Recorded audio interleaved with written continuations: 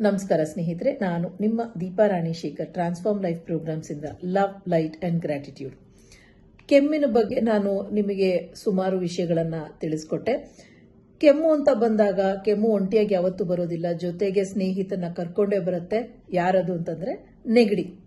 ನೆಗಡಿಗೆ ಏನು ಸುಲಭೋಪಾಯ ಮಾಡ್ಬೋದು? ನಿಮಗೆ ಗೊತ್ತಿರೋ ಉತ್ತರ ನೀವು ಹೇಳಿ, ನನ್ನ ಉತ್ತರ ನಾನು ಸಂಜೆ ನಿಮಗೆ ಕೊಡ್ತೀನಿ. Thank you so much for joining me. ನಾನು ನಿಮ್ಮ Deepa Rani Shekhar transform life programs ಇಂದ ಲವ್, ಲೈಟ್ ಅಂಡ್ ಗ್ರಾಟಿಟ್ಯೂಡ್.